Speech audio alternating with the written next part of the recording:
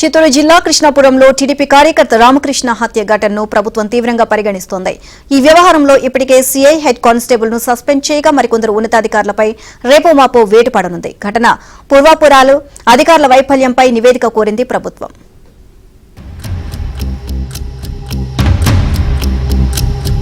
చిత్తూరు జిల్లా పొంగనూరు నియోజకవర్గం కృష్ణాపురంలో టీడీపీ కార్యకర్త రామకృష్ణయ్యను వైసీపీ కార్యకర్తలు చంపి మరీ హత్య చేయడం కలకలం రేపింది. తనను చంపేందుకు ప్రయత్నం చేస్తున్నారని రామకృష్ణ పెట్టిన వీడియో సోషల్ మీడియాలో వైరల్ అవుతోంది. ప్రాణభయం ఉందని చెప్పినా రామకృష్ణకు ప్రభుత్వం ఎలాంటి రక్షణ కల్పించలేదని టీడీపీ శ్రేణులు బగ్గుమంటున్నాయి.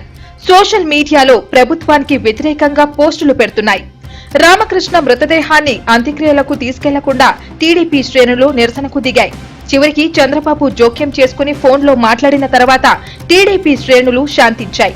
నిందితులను కఠినంగా శిక్షిస్తామని చంద్రబాబు వారికి హామీ ఇచ్చారు.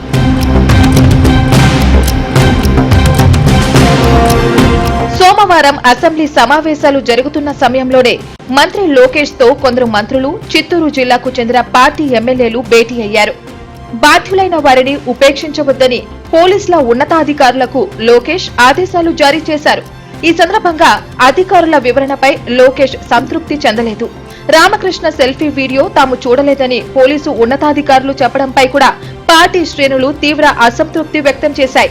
స్పెషల్ బ్రాంచ్ ఇంటెలిజెన్స్ వర్గాలు ఏం చేస్తున్నాయని టీడీపీ నేతలు ప్రశ్నిస్తున్నారు.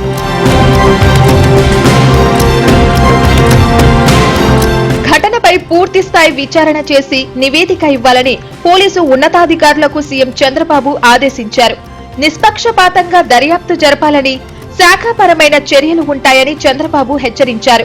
కొంతమంది అధికారులు తమాషాలు చేస్తున్నారని, ప్రాణభయం ఉందని రామకృష్ణ చెప్పిన వీడియోను చూడలేదని తప్పించుకునే ప్రయత్నం చేస్తున్నారంటూ ఆగ్రహం వ్యక్తం చేశారు.